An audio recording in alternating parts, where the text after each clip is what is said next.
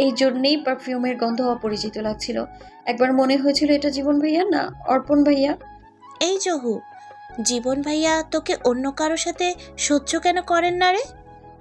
জানি না, ওই লোকের সঙ্গে আর কথাই বলবো না আমি। কিভাবে মারলো আমায়! বলে ঠোঁট ভেঙে কেঁদে ফেলল। এরই মধ্যে ঘরে এক পুরুষালী ছায়া দেখা গেল। জীবন ভাইয়া এটা। কে আপনি? জীবন নাকি অর্পণ ভাই? জীবন। শর্টকাট শব্দ। পায়চারি করতে করতে শেষ হয়ে যাচ্ছে তিহান। মাথার চুল টেনে ধরল। তুমি বুঝতে পারছো না, আমার বড় আরও দুইটা ভাই, তাদের রেখে আমি কিভাবে তোমাকে ঘরওয়ালি করি বলো তো? ওপর পাশ থেকে রাইসা কাটকাট জবাব দিল। আমি জানি না, তুমি আমায় প্রেমের জালে ফাঁসিয়েছো। এখন কিভাবে বিয়ে করবে আমি জানি না, ব্যাস। রাইসার জেদ তাকে কোণঠাসা করে ফেলেছে। রাইসা, বোঝার চেষ্টা করো। এই বাড়িতে বড় দুই ভাই, অর্পণ আর জীবন। অর্পণ ভাই 17 বছর পর ফিরেছে, জীবন ভাই বাড়ির সব সামলায়। ওদের ডেঙ্গে আমি এই বয়সে বিয়ের কথা তুললে বড় আব্বু আমায় বাড়ি থেকে বের করে দেবেন। রাইসা ওপাশ থেকে শান্ত কিন্তু কঠিন গলায় বলল। তাহলে কাল বিকেলে পার্কে এসো না, আমি অন্য কোথাও বিয়ে করে নিচ্ছি। তুমি শুধু তোমার ভাইদেরকেই ভয় পেয়ে গেলে, আমাকে হারাতে ভয় পেলে না। তিহান ফোনটা পকেটে রেখে দেয়াল চাপড়ে বিড়বিড় করল। দেখ, এ বাড়িতে আমি কার কাছে সাহায্য চাইব? ঠিক তখনই তার পেছনে একটা খসখস শব্দ হলো। তিহান চমকে তাকিয়ে দেখে অন্ধকারে একটা সিগারেটের আগুন জ্বলছে। ধোঁয়া ছেড়ে সামনে এগিয়ে এলো অর্পণ। অর্পণ নির্লিপ্ত গলায় বলল। ভয় পাচ্ছিস কেন তিহান? প্রেমের জালে যেহেতু নিজেই জড়িয়েছিস, এখন বের হওয়ার পথটাও নিজেকেই খুঁজতে হবে। তবে মনে রাখিস, প্রেমের লেখায় লুকোচুরি খেলা চলে না।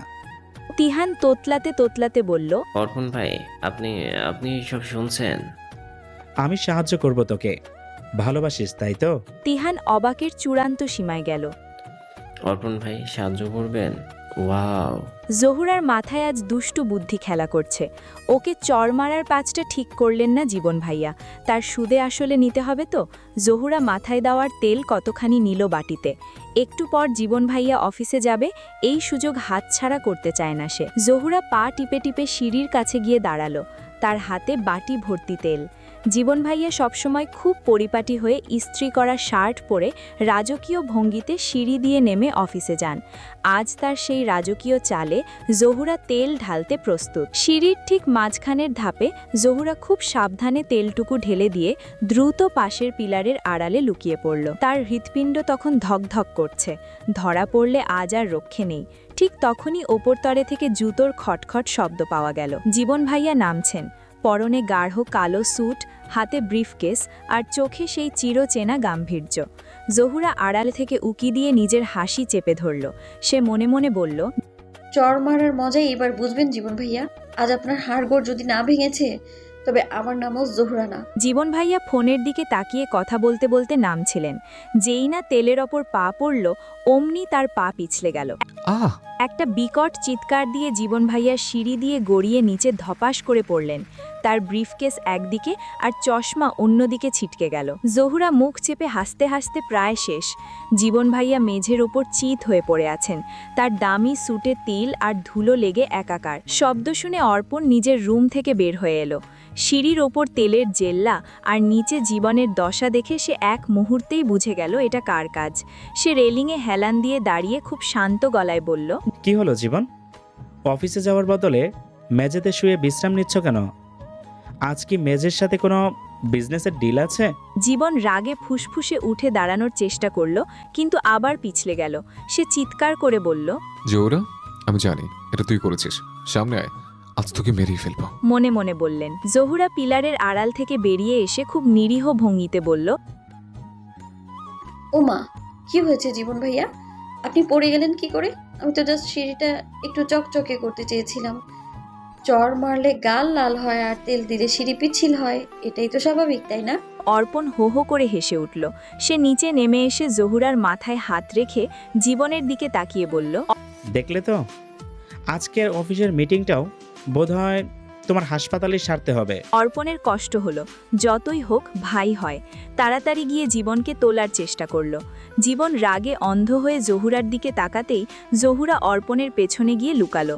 বাড়ির সবাই এগিয়ে আসলেন। ঘরের মহিলারা হায় হায় করছেন। এত বড় ছেলে পড়ে গেল কিভাবে? মিলা, মাহিও অবাক। অর্পণ, জহুরা, মিলা, মাহি, তিহান সবাই মিটিমিটি হাসছে। তা খেয়াল করল জীবন। জীবন দাঁতে দাঁত চেপে বিড়বিড় করল। তোমাদের সবাইকে আমি দেখে নেব, বিশেষ করে তোকে জোহরা। কিন্তু তারই ধমক হাসির রোলে ধোপে টিকল না।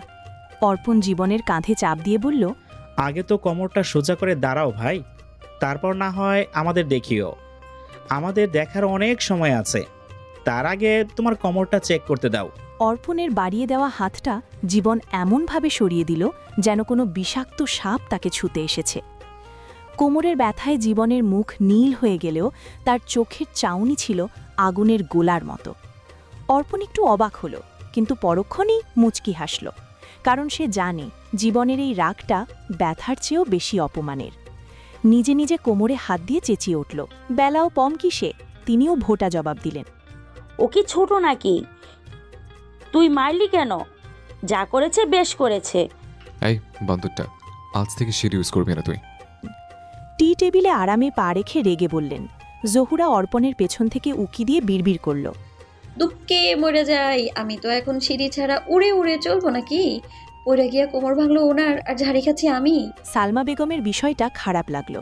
তিনি কঠিন গলায় বললেন, বড় হয়েছিস, কিন্তু এখনো বিবেক বুদ্ধি হলো না। 2 দিন পর বিয়ে দেওয়া যাবে, আর দেখো নিজের থেকে কত বছরের বড় ভাইয়ের কোমর ভেঙে দিল।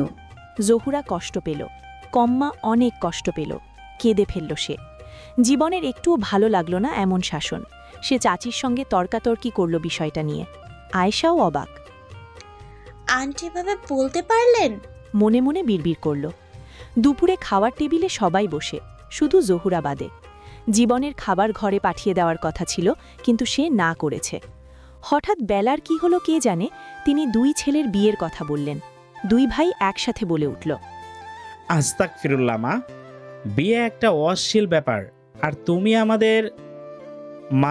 আমাদের বিয়ে করাতে চাও? বেলা বেগম ছেলেদের কথা শুনে অবাক হয়ে তাকিয়ে থাকলেন। বিয়ে করা নাকি অশ্লীল ব্যাপার? তোদের বাপ তো তাহলে গত 28 বছর আগে চরম অশ্লীল কাজটা করে ফেলেছেন, তাই না? অর্পণ কোনো মতে হাসি চেপে সিরিয়াস মুখে বলল, মা বাবার কথা আলাদা, উনি তো সেকালের মানুষ, কিন্তু আমরা এই আধুনিক যুগের ছেলে হয়ে বিয়ের মতো এমন জাস্ট ভাবতে পারছি না। জীবন কিছু বলল না। ব্যথায় গা টনটন করছে, তার উপরেই জহুরার মুখ দেখে না কতক্ষণ হলো। আয়েশাও রাগ করে চলে গেল। থাকলে তো ওকে দিয়ে খবর আনা যেত। জীবন ভাইয়া কোনো মতে উঠলেন। জহুরাকে আনতে গেলাম। এর মধ্যে একটা কথা কানে আসলো। আপা, জোহরাকে বিয়েটা দিয়ে দিলে ভালো হয় না? 17 বছর তো হয়েই গেল, ওর বাবাও বেঁচে নেই। আমি থাকতে থাকতে যদি ওর... এসব কি বলছেন চাচি? আপনার সাহস হয় কি করে ওর বিয়ের কথা চিন্তা করার? জীবনের যমজ ভাইয়েরও মাথায় আসমান ভেঙে পড়ল। জীবনের কথায় বেলাও বেশ স্বস্তি পেল। বেলা আর তাহুরা 2 যা বললেন, এসব কি বলছিস সালমা? ওর জন্য কি আমরা নেই? সালমা বেগম হকচকিয়ে গেলেন। জীবনের এমন চড়া গলা তিনি আশা করেননি।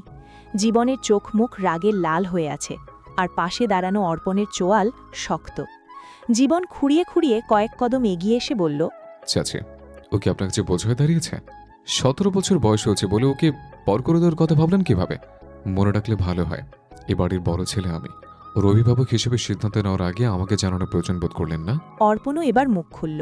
তার স্বভাবজাত চপলতা এখন উধাও। সে গম্ভীর গলায় বলল, চাচি, জোহরা এই বাড়ির মেয়ে, ওর পড়াশোনা, ওর ভবিষ্যৎ সব কিছুর দায়িত্ব আমাদের। বিয়ের মতো ফালতু আলাপ যেন দ্বিতীয়বার এই ডাইনিং টেবিলে না ওঠে। বেলা বেগম আর তাহুরা বেগম একে অপরের দিকে তাকিয়ে আশ্বস্ত হলেন। ছেলেদের এই একতা তাদের ভালো লাগল। বেলা বেগম কড়া গলায় সালমাকে বললেন, শোনো ছোট বউ, জহুরাকে নিয়ে অহেতুক দুশ্চিন্তা করার দরকার নেই। ও আমাদের চোখের সামনেই থাকবে। জীবন আর কথা বাড়াল না। দেয়াল ধরে ধরে কোনো মদে জহুরার ঘরের দিকে এগিয়ে গেল।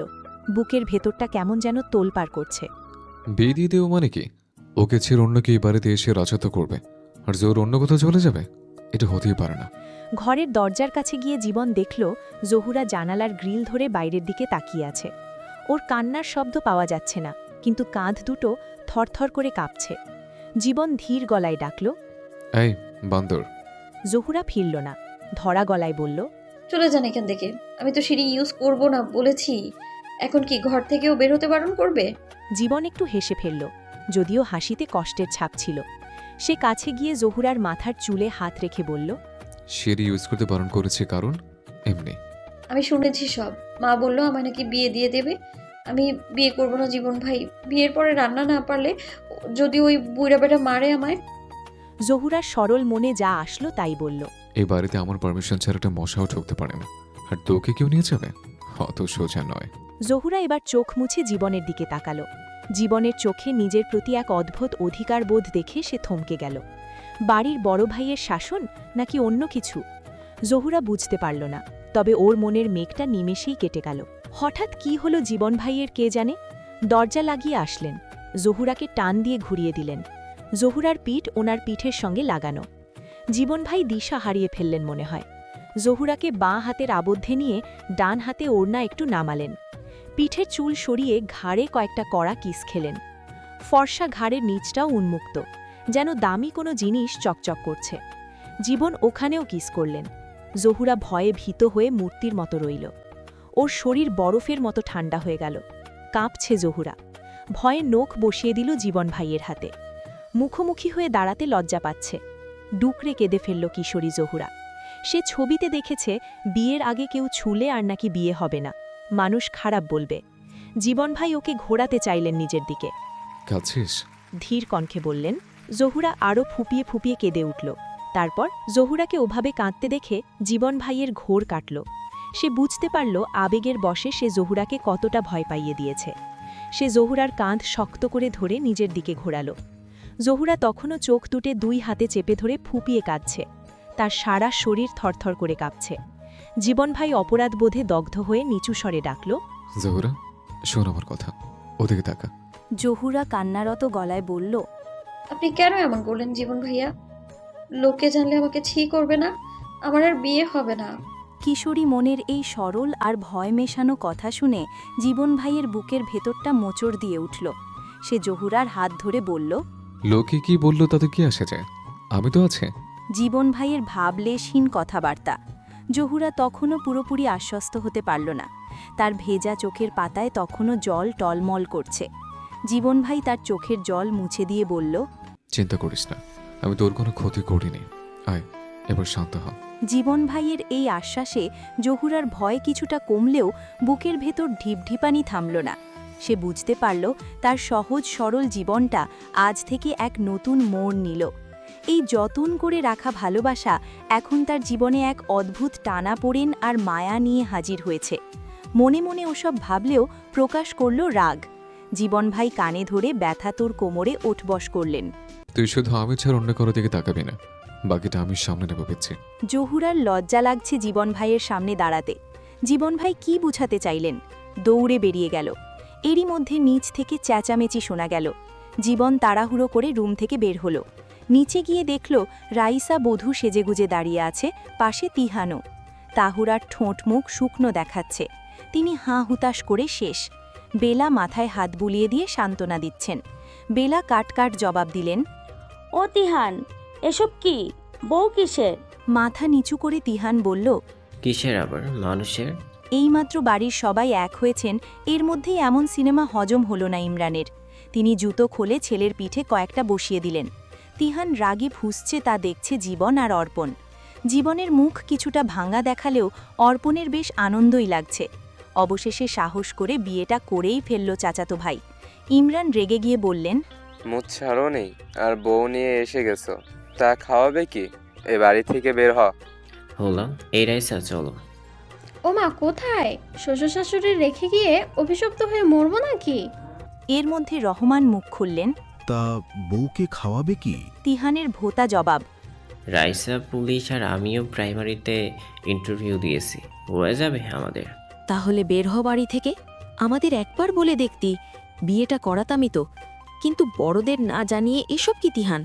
ঠিক আছে, আমার বউটাকে আমায় দিয়ে দিন, আমি চলে যাই, থাকবো না আপনাদের এখানে।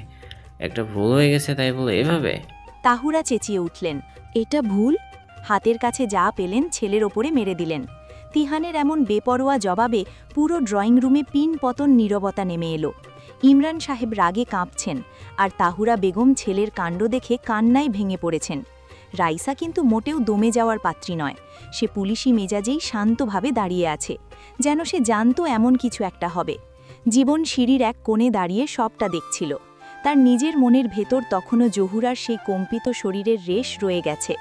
জহুরা দরজার আড়াল থেকে উঁকি দিয়ে নিজে কি হচ্ছে তা দেখার চেষ্টা করছে। তার চোখে মুখে তখনও ভয়ের ছাপ।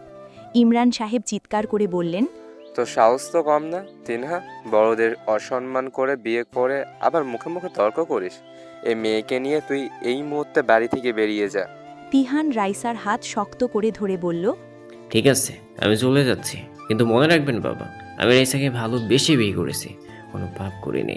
যেই তারা দরজার দিকে পা বাড়াতে যাবে অমনি রহমান সাহেব গম্ভীর গলায় বললেন, থাম তিহান, আবেগের বশে ঘর ছাড়া সহজ, কিন্তু সংসার চালানো অত সহজ না।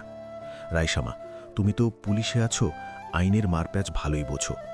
এভাবে পালিয়ে বিয়ে করাটা কি তোমাদের মানায়? রাইসা এবার ঘোমটা একটু টেনে বিনীত স্বরে বলল, আঙ্কেল, আমরা পালিয়ে বিয়ে করতে চাইনি, কিন্তু আপনাদের তিহানেরও মতিগতি ঠিক ছিল না, ওরও সেম মনে হচ্ছিল, তাই আমাদের এই সিদ্ধান্ত নিতে হয়েছে।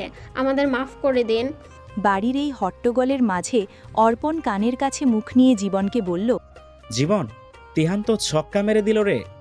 এখন বাকিটা না বলে খেয়াল করল জীবনের চেহারার দিকল। তোমার মুখটা এমন শুকিয়ে আছে কেন? জীবনের বুকটা ধক করে উঠল। অর্পণের কথায় সে সচেতন হল। সে জানে তিহানের এই আকামের পর এখন বাড়ির বড়রা আরও বেশি কড়াকড়ি করবেন। জহুরাকে আগলে রাখা এখন তার জন্য আরও কঠিন হয়ে পড়বে। নিচতলায় যখন তিহান আর রাইসাকে নিয়ে বিচার বসছে, ঠিক তখন জহুরা ওপর থেকে জীবনের দিকে তাকালো। দুজনের চোখাচোখি হতেই জহুরা লজ্জায় আর ভয়ে চোখ সরিয়ে নিল। জীবন মনে মনে বিড়বিড় করল, তিহান তো সাহস করে সবাইকে জানিয়ে দিল, কিন্তু আমি কি পারবো জহুরাকে সবার সামনে নিজের করে নিতে? নাকি আমাদের এই ভালোবাসা যতনে চলতেই থাকবে? তাহুরা বেগম তখনও চিৎকার করে বলছেন, না, আমি এই মেয়েকে ঘরে তুলব না। ইমরান, তুমি ওদের বের করে দাও। পরিস্থিতি কোন দিকে মোড় নেয় এখন সেটাই দেখার বিষয়। অর্পণ বেশ কিছুক্ষণ ধরে কিছু ভাবছে। জহুরা পাশ দিয়ে যাচ্ছিল, এর মধ্যে অর্পণ ওর হাত ধরে ফেলল, ছাদে নিয়ে গেল। অর্পণের হাতে গিটার। জহুরাকে পাশে বসিয়ে জিজ্ঞেস করল, কি গান শুনতে চাস বল? বাংলা। জহুরা ঝটপট জবাব দিল, মাঝে মাঝে দেখা পাই, চিরদিন কেন পাই না, ওটা শোনান। অর্পণ গিটারের তারে আলতো করে আঙুল চালালো। টুংটাং একটা সুর বেজে উঠল ছাদের শান্ত পরিবেশে। ছাদের এই কোণটা যেন এক মায়াবী জগৎ। অর্পণ মৃদু হেসে গান ধরল, কেন মেঘাসে হৃদয় আকাশে,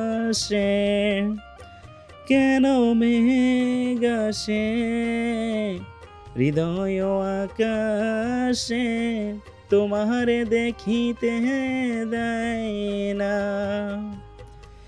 মোহ মেঘে তোমারে দেখিতে দেয় না, মোহ মেঘে অন্ধকারে রাখে, তোমারে দেখিতে দেয় না, মাঝে মাঝে তব দেখা পাই, চিরদিন কেন পাই না, মাঝে মাঝে তব দেখা পাই, চিরদিন কেন পাই না। জহুরা মন্ত্রমুগ্ধের মতো তাকিয়ে আছে অর্পণের দিকে। অর্পণের গলার আওয়াজটা ভারী সুন্দর। প্রতিটি শব্দ যেন জহুরার মনের ভেতর গিয়ে লাগছে। কিন্তু গান শুনতে শুনতেই জহুরার মনে পড়ে যাচ্ছে কিছুক্ষণ আগে ঘরের ভেতর ঘটে যাওয়া সেই ঘটনাটার কথা। জীবন ভাইয়ের সেই ছোঁয়া, ঘাড়ের ওপর কড়া চুমুরের তপ্ত অনুভূতি। ভয়ে আর লজ্জায় জহুরা শিউরে উঠল। অর্পণ গান গাইতে গাইতে খেয়াল করল জহুরা অন্যমনস্ক। সে গান থামিয়ে গিটারটা পাশে রেখে জহুরার একদম কাছে এলো। জহুরার থুতনি ধরে মুখটা তুলে ধরে জিজ্ঞেস করল, কিরে, গান কি তোর ভালো লাগছে না? তোর চোখ মুখ এমন শুকিয়ে আছে কেন? নিচে তিহানদের কাণ্ড দেখে ভয় পেয়েছিস? জহুরা মাথা নিচু করে রইল। তার মনে হচ্ছে সে কোনো এক নিষিদ্ধ জগতে পা দিয়ে ফেলেছে। সে অর্পণের চোখে চোখ মেলাতে পারছে না। অর্পণ কিছুটা ইতস্তত করে জহুরার দিকে তাকিয়ে বলল, তোকে একটা কথা জিজ্ঞেস করব, শুধু হ্যাঁ বা না বলবি। ঠিক সেই মুহূর্তে ছাদের দরজার কাছে একটা ছায়া দেখা গেল। জীবন ভাই দাঁড়িয়ে আছে। তার চোখ দুটো রক্তবর্ণ, চোয়াল শক্ত হয়ে আছে। অর্পণকে জহুরার এতটা কাছে বসে থাকতে দেখে তার ভেতরের রাগটা যেন আগ্নেয়গিরির মতো ফেটে পড়তে চাইল। জীবন ভাই ধীর পায়ে এগিয়ে এসে ঠান্ডা গলায় বলল, অর্পণ, নিচে সবাই তোমাকে খুঁজছে। আর জহুরা, তোর মা তোকে ডাকছে, নিচে যা। জহুরা তড়িঘড়ি করে উঠে দাঁড়াল। জীবন ভাইয়ের আগুনের মতো দৃষ্টির সামনে সে বেশিক্ষণ স্থির থাকতে পারল না। সে প্রায় দৌড়ে ছাদ থেকে নিচে নেমে গেল। অর্পণ উঠে দাঁড়িয়ে জীবন ভাইয়ের মুখোমুখি হল। বাঁকা হেসে বলল, জীবন, তোমাকে আজ চিন্তিত লাগছে। জীবন ভাই অর্পণের কলার চেপে ধরে দেওয়ালের সাথে ঠেস দিয়ে ধরল। দাঁত কিরমির করে বলল, জহুরার থেকে দূরে থাকবি অর্পণ। ওর দিকে নজর দেওয়ার আগে মনে রাখিস, ও শুধু আমার। অর্পণ হাসল। সেই হাসিতে বিদ্রুপ ছিল।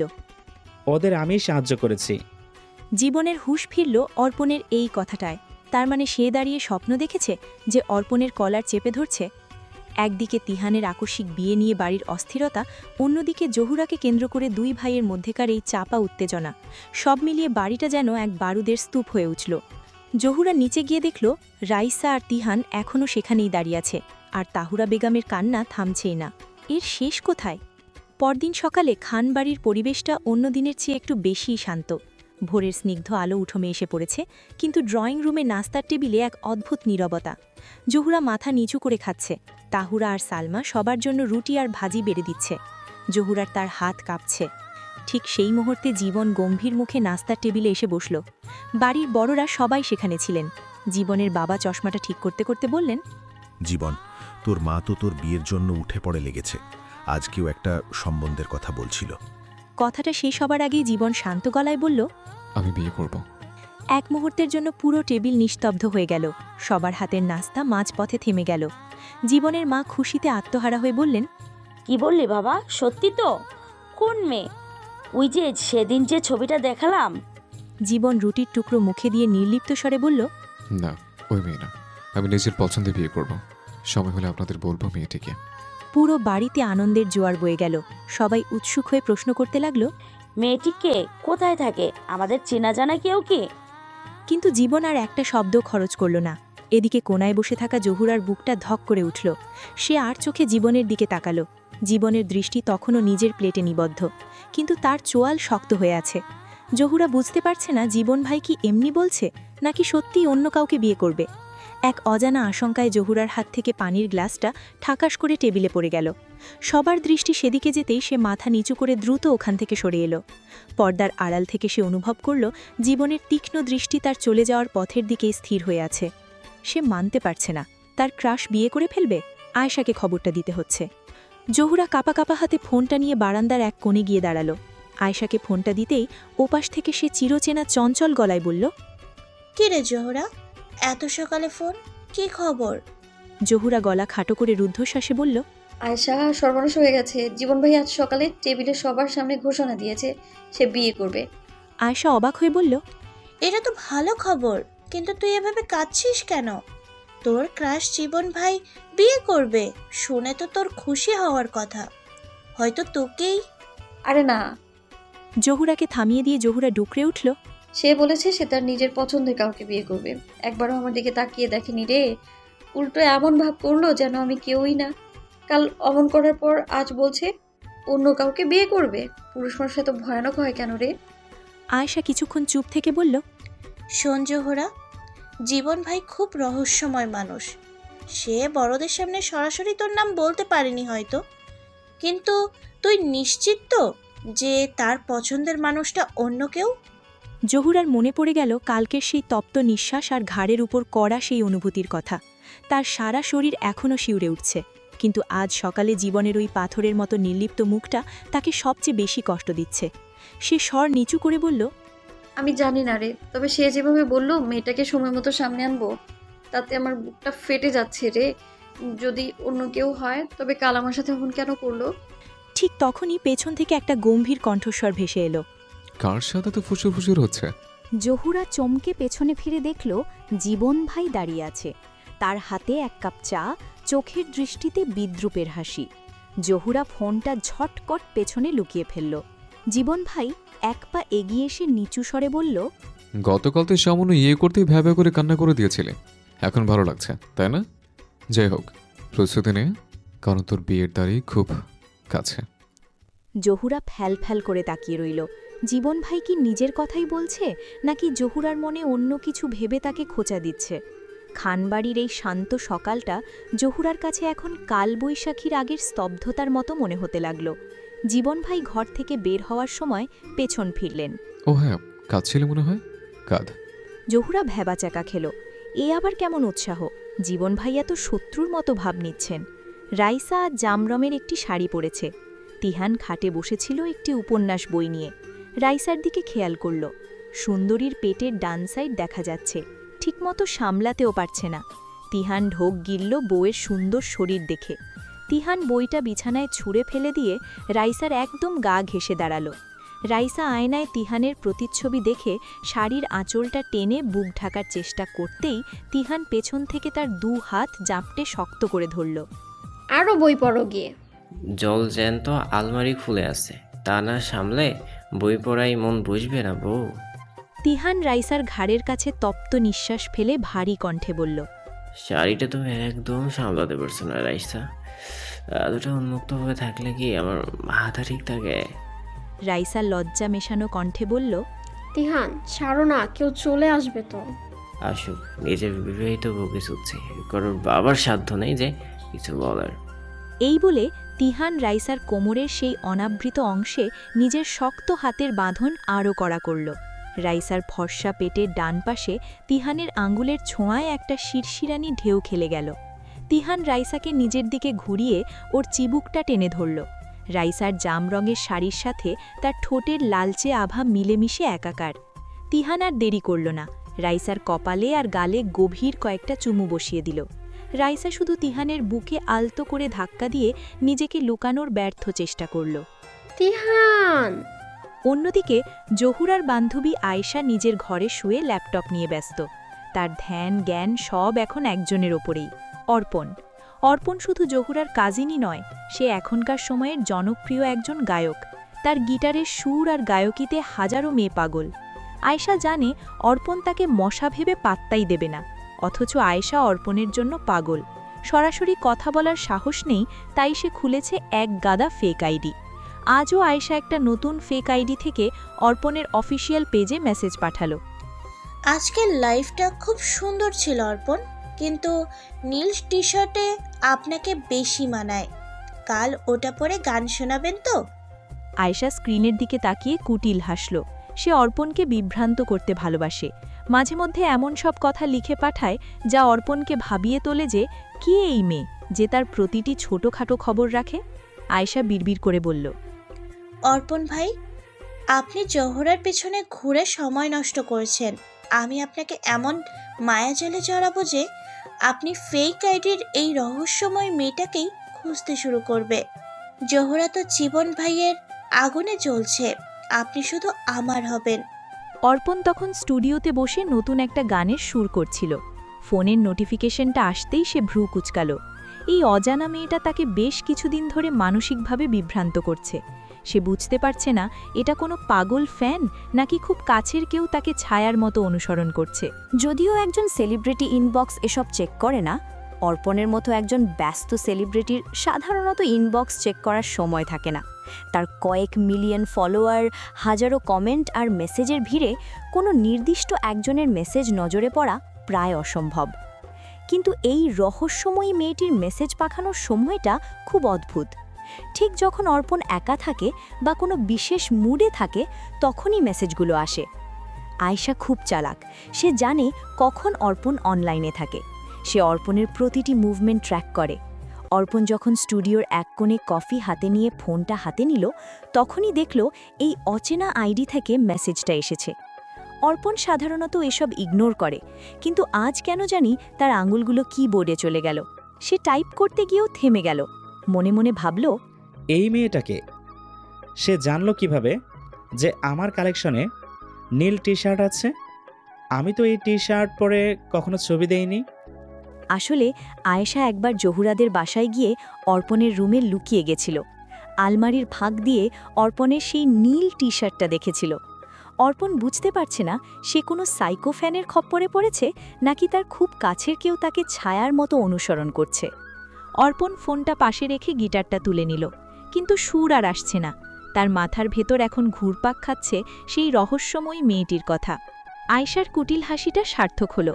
সে অর্পণের মনোযোগ জহুরার থেকে সরিয়ে নিজের দিকে টেনে নিতে পেরেছে, যদিও সেটা একটা ফেক আইডির আড়ালে। কিছুক্ষণ পর সব মাথা থেকে বের করে নিল। এরই মধ্যে আরেকটা মেসেজ দিল ফেক আইডি। মূলত চিঠি লিখেছে এটা। অর্পণ গিটারে টিউনিং করার সময় ফোনের স্ক্রিনটা আবার জ্বলে উঠল। সে ভাবল হয়তো কোনো কাজের মেসেজ, কিন্তু না, সেই রহস্যময়ী আইডির পাঠানো লম্বা এক টেক্সট। অর্পণ বিরক্তি নিয়ে ফোনটা হাতে নিলেও ওপরের লাইনটা পড়েই তার ঠোঁটের কোণে হাসি ফুটে উঠল।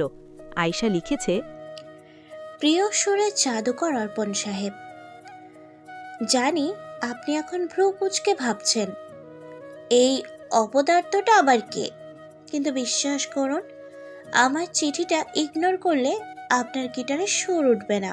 কারণ গানের ডায়েরির ৩ নম্বর পাতায় আপনি যে কলমটা দিয়ে আজ সুর লিখেছেন, ওটার কালি কিন্তু ফুরিয়ে এসেছে। একটু থেমে আবার লিখেছে, শুনুন, আপনার গলাটা বেশ মিষ্টি, ঠিক যেন ভাপা পিঠার গুড়, কিন্তু মাঝে মাঝে যখন উ করেন তখন মনে হয় আমাদের পাড়ার কাশেম চাচার পোষা বিড়ালটার গলায় মাছের কাঁটা আটকে ফেলেছে। হাসবে না কিন্তু। কাল নীল টি শার্টটা পরে যখন আয়নার সামনে দাঁড়াবেন, তখন দেখবেন আয়নাটা আপনার হ্যান্ডসাম চেহারা দেখে নিজেই একটু লজ্জা পাবে। আর হ্যাঁ, কফিটা বেশি খাবেন না, এমনিতেই তো গায়ের রং একটু চাপা, তার উপর কফি খেয়ে যদি আফ্রিকার লোক হয়ে যান, তবে আমার এই ভালোবাসাটা কিন্তু তখন রিফান্ড করতে হবে। ইতি, আপনার এক রহস্যময়ী উটকো ঝামেলা। চিঠিটা পড়ে অর্পণ হো হো করে হেসে ফেলল। স্টুডিওর একঘেয়েমিতে এই পাগলামিটা যেন একটা নির্মল বাতাসের মতো কাজ করল। তার মনের বিরক্তিটা এক নিমিষেই ধুয়ে গেল। বিশেষ করে কাশেম চাচার বিড়াল আর কফি খাওয়ার খোঁচাটা তার বেশ মজা লেগেছে। সে মনে মনে হাসল। অদ্ভুত তো মেয়েটা, দারুণ লেখা। কিন্তু ঠিক 2 মিনিট পর অর্পণের হাসিটা ফিকে হয়ে এলো। তার কপাল কুঁচকে গেল। সে ভাবল, গানের ডায়েরির 3 নম্বর পাতার কথা এ জানল কি করে? আমি তো স্টুডিওর দরজা বন্ধ করে সুর লিখি, আর আমার কলমের কালি যে শেষ হতে চলেছে সেটা তো মাত্র আমিই খেয়াল করলাম। অর্পণ ঝট করে রুমের চারদিকে একবার তাকালো। স্টুডিওর সিসিটিভি ক্যামেরা বা জানালার পর্দা সব তো ঠিকই আছে। তার শির দ্বারা দিয়ে এক অদ্ভুত ঠান্ডা স্রোত বয়ে গেল। সে আর হাসি ধরে রাখতে পারল না। মাথা থেকে চিন্তাটা ঝেড়ে ফেলার চেষ্টা করে ফোনটা উপর করে রাখল। সে বিড়বিড় করে বলল, মানুষের ফ্যান থাকে, কিন্তু আমার মনে হয় কোনো সাইকো ভূত জুটেছে। অর্পণ কাজে মনোযোগ দেওয়ার চেষ্টা করলেও বারবার তার মনের কোণে সেই নীল টি শার্ট আর বিড়ালার মতো সুর করার কথাগুলো ভেসে আসতে লাগল। আয়শার মিশন সফল। অর্পণ তাকে ইগনোর করতে চেয়েও অবচেতন মনে ওই মেসেজেই আটকে রইল। অন্যদিকে আয়শা ল্যাপটপের স্ক্রিনের দিকে তাকিয়ে বিজয়ের হাসি হাসছে। সে জানে এই হাসির আড়ালে লুকিয়ে থাকা রহস্যই একদিন অর্পণকে তার কাছে টেনে আনবে। অফিস মিটিংটা আজ মোটেও ভালো কাটেনি জীবনের। প্রজেক্টের কিছু টেকনিক্যাল সমস্যার কারণে মেজাজটা আগে থেকেই খিটখিটে হয়েছিল। তার ওপর সারাদিন জহুরার ওই ভয় পাওয়া মুখটা চোখের সামনে ভাসছিল। মিটিং শেষ করে যখন সে নিজের ব্ল্যাক মার্সিডিজ নিয়ে বাড়ির পথে রওনা দিল, তখনও সে জানত না রাস্তার মোড়ে তার জন্য কী বিভৎস এক দৃশ্য অপেক্ষা করছে। শহরের মেইন রোডের জ্যাম কাটিয়ে যখন বাইপাস দিয়ে গাড়িটা ঘোরালো, তখনই জীবনের চোখ আটকে গেল সামনের একটা স্পোর্টস বাইকে। বাইকটা খুব পরিচিত, অর্পণের। কিন্তু অর্পণের পেছনে ওটাকে। বাইকের গতি বেশ তেজ। পেছনে বসে থাকা মেয়েটি অর্পণের কাঁধ খামচে ধরে আছে। বাতাসের ঝাপটায় মেয়েটির ওড়না উঠছে, আর সেই চেনা ওড়নাটা দেখা মাত্রই জীবনের হাতের স্টিয়ারিংটা কেঁপে উঠল। ওটা জোহরা। অর্পণের কোমর জড়িয়ে ধরে সে খিলখিল করে হাসছে, আর অর্পণ বাইক চালাতে চালাতে আয়নায় জোহরার দিকে তাকিয়ে মুচকি হাসছে। জীবনের চোখের মণি মুহূর্তেই রক্তবর্ণ ধারণ করল। চোয়াল শক্ত হয়ে এলো তার। নিজের যমজ ভাই হলেও অর্পণের এই ধৃষ্টতা সে সহ্য করতে পারছে না। জীবন আর অর্পণ দেখতে হুবহু এক, যেন একই মুদ্রার 2 পিঠ। ছোটবেলা থেকেই তাদের মধ্যে তুমি করে সম্বোধন, কিন্তু আজ অর্পণের প্রতি জীবনের ঘৃণা তুঙ্গে। গাড়িটা ঝড়ের বেগে চালিয়ে সে বাইকের খুব কাছে চলে এলো। জীবনের ইচ্ছে করছিল গাড়ি দিয়ে বাইকটাকে ধাক্কা মেরে ফেলে দিতে, কিন্তু ভেতরে থাকা যতন করার সত্তাটা তাকে আটকে দিল। জোহরার যদি কিছু হয়ে যায়? জীবন সজোরে হর্ন দিল। অর্পণ পেছনে তাকিয়ে জীবনকে দেখা মাত্রই বাইকের গতি কমিয়ে দিল। রাস্তার একপাশে বাইক থামাতেই জীবন গাড়ি থেকে নামল ঝড়ের বেগে। জোহরা তখনও বাইক থেকে নামেনি। জীবনকে ওভাবে আগুন চোখে আসতে দেখে তার হাসিমাখা মুখটা মুহূর্তেই ফ্যাকাশে হয়ে গেল। ভয়ে তার কলিজা শুকিয়ে কাঠ। জীবন অর্পণের কলার চেপে ধরল, দাঁত কিরমির করে বলল, অর্পণ, তুমি জানো তুমি কার সাথে ঘুরছ? জোহরাকে নিয়ে বের হওয়ার সাহস দিলে কে তোমাকে? অর্পণ কলার ছাড়িয়ে নিয়ে তাচ্ছিল্যের হাসি হাসল। আরে জীবন, এত রাখছো কেন? তুমি ওকে ঘরে আটকে রাখতে চাও বলে কি ও একটু বাইরে ঘুরবে না? ও তো আমারও কাজিন। তুমি যেভাবে ভয় দেখাও, মেয়েটা তো দম বন্ধ হয়ে মারা যাবে। মুখ সামলে কথা বলো অর্পণ, আমার অপরাধ। ওর গায়ে বাতাস লাগানোর অধিকারও আমি কাউকে দেইনি। জীবনের কণ্ঠস্বর তখন পাথরের মতো ভারী। এরপর জীবন জহুরার দিকে ফিরল। জহুরা মাথা নিচু করে কাঁপছে। জীবন তার হাতটা হ্যাচকা টানে ধরে নিজের গাড়ির দিকে নিয়ে যেতে যেতে বলল, বাইক থেকে নাম, অনেক শখ হয়েছে না হাওয়ায় ওড়ার? আজ তোর টানা আমি চিরতরে ছেড়ে দেব। জহুরা ডুকরে কেঁদে উঠল। জীবন ভাই, ব্যথা পাচ্ছি, ছাড়ুন। জীবন কোনো কথা না শুনে তাকে গাড়ির পেছনের সিটে প্রায় ছুঁড়ে ফেলল। অর্পণের দিকে আঙুল উঁচু করে শাসন করে বলল, এরপর যদি জোহরার আশেপাশে তোমাকে দেখি অর্পণ, তবে ভুলে যাব আমরা একই মায়ের পেটের ভাই। তুমি তোমার জীবন নিয়ে থাকো, আমার সম্পত্তিতে হাত দেওয়ার চেষ্টা করো না। অর্পণ হাসল। সেই হাসিতে বিদ্রুপ আর চ্যালেঞ্জ দুই ছিল। সে জানত না জীবনের এই পাগলামি জহুরাকে আজ কোন নরকের স্বাদ দেবে। জীবন গাড়ি স্টার্ট দিল। তার চোখের পলক পড়ছে না। ভেতরের সেই সাইকো সত্তাটা বারবার বলছে জহুরাকে আজ এমনভাবে শাসন করতে হবে যেন সে পরপুরুষের ছায়া মারাতেও ভয় পায়। বাড়িতে পৌঁছানোর আগেই জহুরা অনুভব করল আজ সে শেষ। কিছুটা দূর গিয়ে গাড়ি হুট করে থামালো। নিজেকে শান্ত করার চেষ্টা করছে। জহুরা বাহু চেপে ধরল। তোকে বলেছিলাম না কারোর সঙ্গে কোথাও যাবে না? কি বলেছিলাম না? হ্যাঁ। তাহলে তাহলে কেন বের হয়েছিস? উনি তো আমার চাচাতো ভাই হয়। তাছাড়া আপনি তো বিয়েও করে নেবেন কয়দিন পর অন্য কাউকে। আজ দৃষ্টিভঙ্গি বুঝতে পারলি না, মূর্খ। গাড়ির ভেতরে এক অসহ্য নিস্তব্ধতা। জীবনের হাতের মুঠোয় জহুরার নরম বাহুটা পিষ্ট হচ্ছে। রাগে জীবনের রগগুলো ফুলে উঠেছে। জহুরার শেষ কথাটি আপনি তো বিয়েও করে নেবেন অন্য কাউকে। আগুনে ঘি ঢালার মতো কাজ করল। জীবন দাঁতে দাঁত চেপে বলল, কয়দিন আগে যা করেছি তারপর আমার দৃষ্টিভঙ্গি বুঝতে পারলি না? তুই কি আসলে এতটা মূর্খ? জহুরা কোনো জবাব দিতে পারল না, শুধু ডুকলে কেঁদে উঠল। তার কান্নার শব্দে জীবনের ভেতরের রাগী মানুষটা হঠাৎ কেমন যেন নিস্তেজ হয়ে এলো। কিন্তু এই কান্না সে সহ্য করতে পারছে না। জহুরাকে থামানো দরকার, যে কোনো মূল্যে। জীবন হঠাৎ জহুরার বাহু ছেড়ে দিয়ে ওর কোমরে হাত রাখল। জহুরা কিছু বুঝে ওঠার আগেই জীবন ওকে নিজের দিকে সজোরে টেনে নিল। জহুরার মুখটা জীবনের বুকের সাথে লেপ্টে গেল। জীবনের এক হাত জহুরার চিবুক শক্ত করে ধরল, আর অন্য হাতটা লম্বা চুল আর ওড়না সরিয়ে ওর উন্মুক্ত কোমরে শক্ত করে বসিয়ে দিল। জহুরার কান্নার শব্দটা মুহূর্তই গলার ভেতর আটকে গেল। জীবনের তপ্ত নিঃশ্বাস ওর কানের লতিতে লাগছে। জীবন ওর ঘাড়ের সেই স্পর্শকাতর জায়গায় নিজের ঠোঁট দুটো কড়াভাবে চেপে ধরল। এক দীর্ঘ আর গভীর ছোঁয়া। জহুরার সারা শরীর থরথর করে কাঁপতে কাঁপতে হঠাৎ একদম স্থির হয়ে গেল। লজ্জায় আর এক অজানা শিহরণে সে চোখ দুটো শক্ত করে বন্ধ করে ফেলল। ভয়ে তার নিঃশ্বাস নিতেও ভুলে গেছে সে। মনে হচ্ছে সময় থমকে গেছে। জীবন বেশ কিছুক্ষণ ওভাবেই জহুরাকে জড়িয়ে ধরে রাখল। ওর শরীরের সেই যতন করার তীব্রতা যেন জহুরাকে পাথর বানিয়ে দিয়েছে। হঠাৎ জীবন খেয়াল করল জহুরা একটুও নড়াচড়া করছে না, এমনকি কান্নার শব্দ বা নিঃশ্বাসের শব্দও পাওয়া যাচ্ছে না। জীবন মুখটা সরিয়ে জহুরার চেহারার দিকে তাকাল। দেখল জহুরা অরষ্ঠ হয়ে চোখ বন্ধ করে আছে, যেন এক জ্যান্ত মূর্তি। জীবন একটু অবাক হয়ে এবং কিছুটা বিদ্রুপের স্বরে বলে উঠল, কি রে, শ্বাসটা বন্ধ করে নিলে নাকি? মরে টরে যাবে নাকি আবার? জহুরা তখনও চুপ। জীবন ওর চিবুকটা একটু নাড়িয়ে দিয়ে নিচু স্বরে বলল, টাকা আমার দিকে পিচ্ছে, এটুকুতে যদি দম বন্ধ হয়ে আসে তবে সারা জীবন আমার এই যতন সইবে কি করে? জহুরা কোনো মতে একটা দীর্ঘশ্বাস ফেলল। তার হৃৎপিণ্ড তখনও পাগলের মতো ধকধক করছে। জীবন মুচকি হেসে গাড়ি স্টার্ট দিল। সে জানত জহুরাকে বশ করার মোক্ষম অস্ত্রটি তার হাতেই। আর অর্পণ, একে তো দেখে নেবে। জহুরার বুকের ধুকপুকানি থামেনি। জীবন গাড়ি চালাচ্ছে, কিন্তু তার সব মনোযোগ আয়নার দিকে, যেখানে অর্পণ বাইকে বসে আছে। জীবন মনে মনে ফুঁসছে, অর্পণকে সে দেখে নেবে। গাড়িটা খানবাড়ির গেট দিয়ে ভেতরে ঢুকল।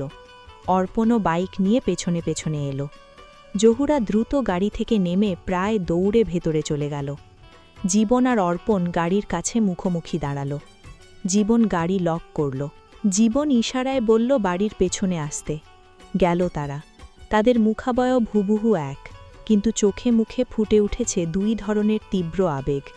একজনের চোখে অধিকার বোধ, অন্যজনের চোখে চ্যালেঞ্জ। বেশি বাড়াবাড়ি করছো তুমি অর্পণ। জহুরার আশেপাশে ঘোরাঘুরি বন্ধ করো। অর্পণ হাসল। সেই হাসিটা জীবনের মেজাজ আরও বিগড়ে দিল। ওহ জীবন, তুমি কি ভুলে গেছ আমরা যমজ ভাই? তোমার যা অধিকার আমারও তাই।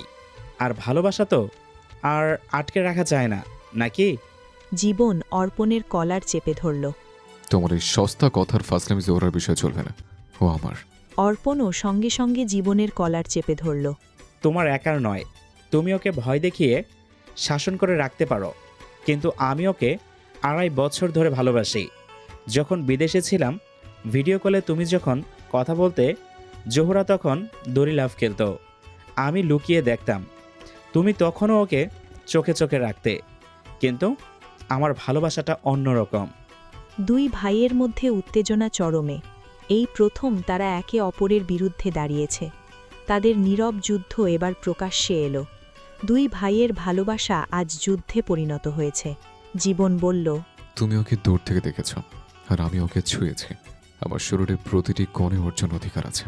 তোমার সব ফালতু কথা চলবে না। ক্যারেক্টারলেস। অর্পণ কলার চেপে ধরে চোখ বাঁকিয়ে বলল, মুখ সামনে কথা বললে ভালো হয়। আমি তোমার যমজ ভাই, ভুলে যাও না। আজকে না হয় তোমার জোর বেশি, কিন্তু ভালোবাসাটাকে বেশি ভালো বুঝে সেটা প্রমাণ হবে। জোহরা হাসলে আমার মনে যে শান্তি আসে, তোমার শাসনে কি সেই শান্তি আসে? রাগে কি বলবে দিশা পাচ্ছে না অর্পণ। ধ্বংসের কারণ নারী, কথাটা আজ যেন খানবাড়ির দুই ভাইয়ের ক্ষেত্রেই সত্যি হয়ে দেখা দিল। জীবন বলল, যুদ্ধ শুরু হোক অর্পণ, কিন্তু শেষ হাসি আমি হাসব। দুই ভাই একে অপরের কলার ছেড়ে দিয়ে রাগে ফুঁসতে ফুঁসতে ভেতরে চলে গেল। খানবাড়ির সবাই রাতের খেতে বসেছে।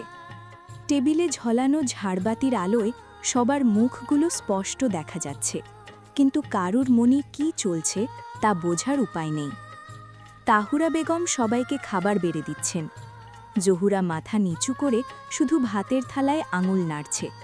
তার এক ফোঁটাও খিদে নেই। জীবন আর অর্পণ মুখোমুখি বসেছে। দুজনের পরনেই প্রায় একই রঙের শার্ট, হুবহু এক চেহারা, যেন আয়নার সামনে দুইজন বসে আছে।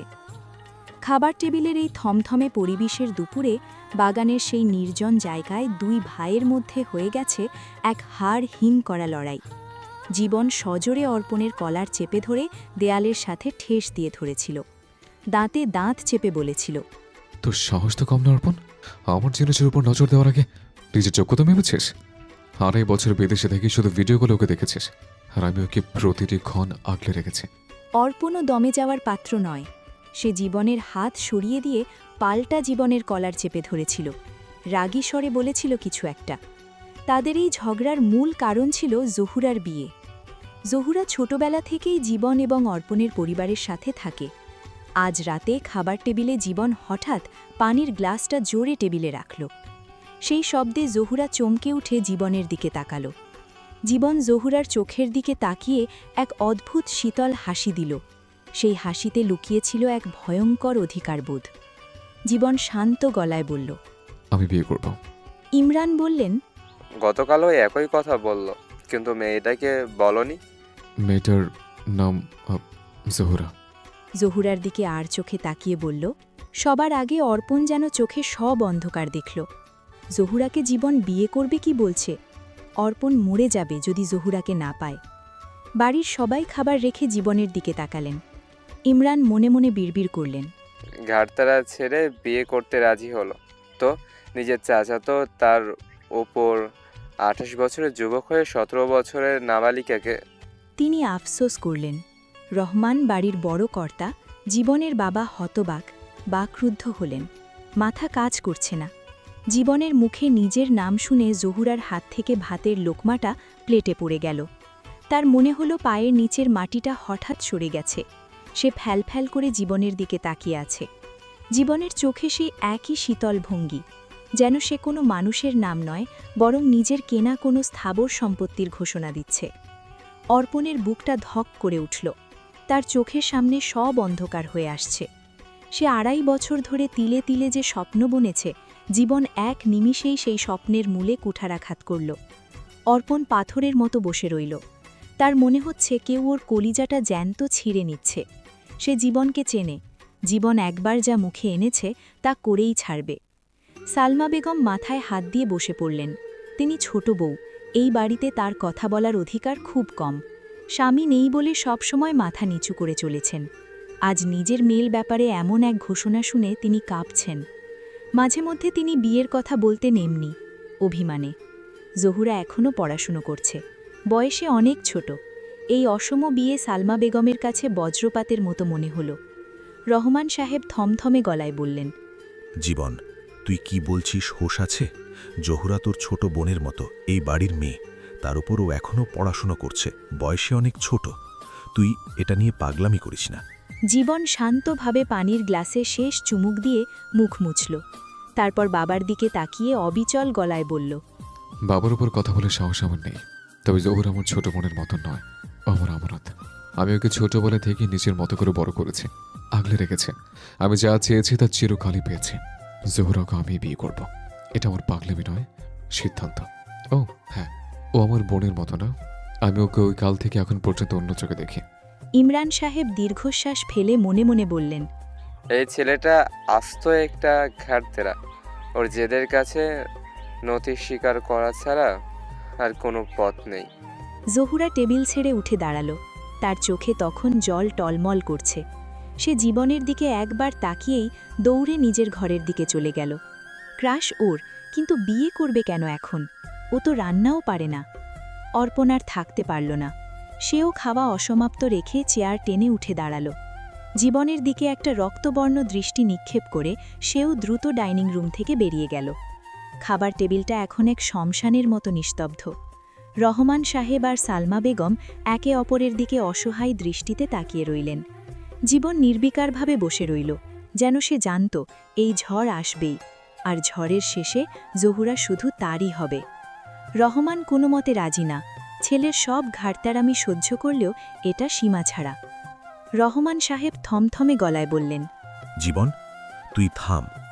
জহুরা আমাদের বাড়ির মেয়ে। ওকে নিয়ে এরকম অসামাজিক কথাবার্তা বলার সাহস তুই কোথায় পাস? তোর লজ্জা করে না? জীবন অন্যদিকে তার দাবিতে অনড়। জীবন ক্ষুব্ধ কণ্ঠে বলল, তোমরা আমার কথা শুনতে চাইছো না কেন? আমি জহুরাকে ভালোবাসি এবং তাকে বিয়ে করতে চাই। এতে ভুলটা কোথায়? রহমান সাহেব দৃঢ়ভাবে বললেন, জীবন, ভালোবাসা আর অধিকার দুটো এক জিনিস নয়। জহুরা আমাদের পরিবারের সদস্য, কিন্তু তার নিজস্ব ইচ্ছে আছে। তুমি এভাবে জোর করতে পারো না। জীবন ভাই বলল, আমার জেদ ভাঙবে না। জহুরাকে আমি ছাড়া আর কেউ পাবে না। তোমরা যদি রাজি না হও তবে আমি অন্য পথ দেখব। ডাইনিং টেবিলের ওপর রাখা কাঁচের জগটা সজোরে মেঝেতে আছাড় মারল জীবন। ঝনঝন শব্দে পুরো বাড়ি কেঁপে উঠল। জহুরার মা সালমা বেগম ভয়ে 2 হাতে মুখ চেপে ধরলেন। রহমান সাহেব আসন ছেড়ে দাঁড়িয়ে চিৎকার করে উঠলেন, জীবন, অসভ্যতমির একটা সীমা থাকে। বড়দের সামনে এসব কি হচ্ছে? জীবন চেয়ারটা লাথি মেরে সরিয়ে দিয়ে বাবার সামনে এসে দাঁড়াল। তার চোখে তখন হিতাহিত জ্ঞানহীন এক উন্মাদনা। চোয়াল শক্ত করে সে অতি অসভ্যের মতো হেসে বলল, অসভ্যতামি তো আপনারা করছেন বাবা। জহুরা আমার। এটা শোনার পর আপনাদের হাসি মুখে রাজি হওয়া উচিত ছিল। আপনারা কি ভাবছেন জহুরা খুব পবিত্র আছে? এছাড়া আরও পথ রয়েছে জীবনের, কিন্তু এই কথাটা কেন সে বলল? রহমান সাহেব গর্জে উঠলেন, মুখ সামলে কথা বল জীবন। ও তোর ছোট বোন হয়। বোন না ছাই। জীবন চিৎকার করে ড্রয়িং রুমের শোপিসগুলো এক একে ভাঙতে শুরু করল। দামি ফুলদানিগুলো মেঝেতে চুরমার হয়ে যাচ্ছে। জীবন আবার ফিরে এসে সবার সামনে দাঁড়িয়ে বুক ফুলিয়ে বলল, জহুরা আমার, আর আপনারা এই সত্যটা যত তাড়াতাড়ি মেনে নেবেন আপনাদের জন্য ততই ভালো। সালমা বেগম আর্তনাদ করে উঠলেন। কি বলছিস এসব জীবন? তুই আমাদের মেয়েটার জীবন এভাবে নষ্ট করে দিবি? জীবন তাকে থামিয়ে দিয়ে কর্কশ গলায় বলল, চুপ, একদম চুপ। এখন আপনারা যদি জোহরাকে আমার সাথে বিয়ে না দেন, তবে আমি এই বাড়ির শ্মশান বানিয়ে দেব। আমি জোহরাকে পরপুরুষের হাতে তুলে দেওয়ার আগে নিজের হাতে জ্যান্ত কবর দেব। তবু অন্য কাউকে ওর দিকে তাকাতে দেব না। হয় ও আমার হবে, নয় কবরে যাবে। জীবনের এই অসামাজিক আর বেপরোয়া কথা শুনে রহমান সাহেব অপমানে আর ঘৃণায় নিজের মাথায় হাত দিয়ে বসে পড়লেন। তিনি বুঝতে পারছেন তার ছেলে এখন আর মানুষ নেই, একটা ভয়ঙ্কর সাইকোতে পরিণত হয়েছে। জহুরা দরজার আড়ালে দাঁড়িয়ে জীবনের এই ভয়ঙ্কর কথাগুলো শুনে কান্নায় ভেঙে পড়ল। তার মনে হলো পৃথিবীটা এখন তার মাথার উপর ভেঙে পড়ছে। অর্পণ পাশের ঘরে দাঁড়িয়ে হাত মুষ্টিবদ্ধ করে কাঁপছে। জীবনের এই অসভ্য ঘোষণা তার বুকের ভেতর জ্বালা ধরিয়ে দিয়েছে। সে বুঝতে পারছে জীবন আজ সব সীমা অতিক্রম করে ফেলেছে। রহমান সাহেব এবং সালমা বেগম একে অপরের দিকে তাকিয়ে রইলেন। তারা বুঝতে পারছিলেন এই পরিস্থিতি সহজ নয়, জীবনকে বোঝানো খুব কঠিন হবে। ব্যালকনিতে হিম শীতল হাওয়া বইছে। জীবন ফ্লোরে এক পা ছড়িয়ে আর অন্য পা ভাঁজ করে বসে আছে। তার রুমের এই অন্ধকার কোণটা এখন যেন এক বিষাদপুরী। এই প্রথম সে বাড়িতে বসে এভাবে স্মোক করছে। ধোয়ার কুণ্ডলীগুলো কুয়াশার সাথে মিশে তার চারপাশটা ঝাপসা করে দিচ্ছে। তার সেই লম্বা চুলগুলো কপালে এসে পড়েছে। চোখের মণি তখনও লাল হয়ে আছে ক্ষোভে আর জেদে। জহুরার মা আর তার বাবার ওপর যে তাণ্ডব সে আজ জ্বালিয়েছে তাতে তার বিন্দু মাত্র অনুশোচনা নেই, বরং জহুরাকে নিজের করে পাওয়ার উন্মাদনা তাকে এক ভয়ঙ্কর তৃপ্তি দিচ্ছে। হঠাৎ পেছনে কারো পায়ের শব্দ হলো। জীবন মুখ না ঘুরিয়েই বুঝতে পারল এটা অর্পণ। অর্পণ স্থির গলায় বলল, জীবন, তুমি কি করছো? জীবন সিগারেট শেষ টান দিয়ে মেঝেতে গুঁজে দিল। তারপর ধীর পায়ে উঠে দাঁড়িয়ে অর্পণের খুব কাছে এসে দাঁড়াল। হুবহু এক চেহারা হলেও দুজনের ব্যক্তিত্ব এখন উত্তর আর দক্ষিণ মেরুর মতো। জীবন বিদ্রূপের হাসি হেসে বলল, তুমি 2.5 বছরের প্রেম ফলাচ্ছ? যে আমারও তো আমি ছোটবেলা থেকে তেলে তেল আগলে রেখেছে, সেটা আমি অন্য কারো হাতে ছেড়ে দেব ভেবেছ? কখনো না। অর্পণ দাঁতে দাঁত চেপে বলল, জোর করে কাউকে পাওয়া যায় না জীবন। তুমি ওকে আজ সবার সামনে ছোট করেছ। ও তোমাকে ঘৃণা করবে। জীবন অর্পণের কাঁধে হাত রেখে একটু চাপ দিয়ে বলল, ঘৃণা করুক, আমার যত্ন সইতে না পেরে যদিও আমাকে ঘৃণা করে, তবে সেই ঘৃণাতেও কেবল আমার অধিকার থাকবে। তুমি মাঝখানে এসো না অর্পণ, তোমাকে আমি ভাই হিসেবে হারাতে চাই না। অর্পণ জীবনের হাতটা ঝটকা দিয়ে সরিয়ে দিয়ে ঘর থেকে বেরিয়ে যাওয়ার আগে বলে গেল, তুমি ওকে বিয়ে করার স্বপ্ন দেখছো জীবন, কিন্তু আমি বেঁচে থাকতে জহুরার সাথে এমন হতে দেব না। জীবন ব্যালকনির গ্রিলটা শক্ত করে ধরল। তার চোখ এখন জহুরার রুমের জানালার দিকে। সে জানে জহুরা কি ভাবছে, কিন্তু জীবনের কাছে জহুরার ভাবনা মানেই তার প্রতি জহুরার দুর্বলতা। সে নিজে নিজে বিড়বিড় করল, ভাবিস না জান, কাল সকালে দেখবি পুরো খান বাড়ি তোর আর আমার বিয়ের শানে বাজাবে। মিলা আর মাহি বাড়িতে নেই। ওরা থাকলে জহুরা অন্তত ওদের বুকে মুখ লুকিয়ে একটু শান্তি পেত। ওরা বড় বোন হিসেবে জহুরাকে সবসময় আগলে রাখে, কিন্তু এখন জহুরা একদম একা, আর এই একাকিত্বই ওর ভয়কে কয়েক গুণ বাড়িয়ে দিয়েছে। জহুরা বিছানায় উপুর হয়ে ফুপিয়ে ফুপিয়ে কাঁদছে। ফোনে আয়েশার সাথে কথা বলতেই আয়েশা তো খুশিতে আত্মহারা। আয়েশা বলল, কংগ্রাচুলেশনস বেবি, জীবন ভাই তো তোর ছোটবেলার ক্রাশ, এখন তাকেই বিয়ে করবি? এর চেয়ে ভালো আর কি হতে পারে? জহুরা কাঁদতে কাঁদতেই বলল, ছাই আমার ক্রাশ ছিল বলে কি বিয়ে করতে হবে? আপন চাচাতো ভাই সে আমার, তার সাথে একই বিছানায় ঘুমোতে ভাবলেই তো আমার কেমন লজ্জা লাগছে। কি অশ্লীল একটা ব্যাপার হবে এসব। ছি। আয়েশার ফোনের ওপাশ থেকে দুষ্টুমি করে বলল, তাহলে ওই দিন যে কিসমিস দিল তোকে ঘাড়ের এখানে ওখানে, তখন খুব অশ্লীল লেগেছিল বুঝি? তখন তো বেশ যত্ন করেই দিয়েছিল জীবন ভাই। আয়েশার কথায় জহুরা আবার ডুকরে কেঁদে ফেলল। লজ্জায় আর অভিমানে ওর গাল দুটো লাল হয়ে উঠল।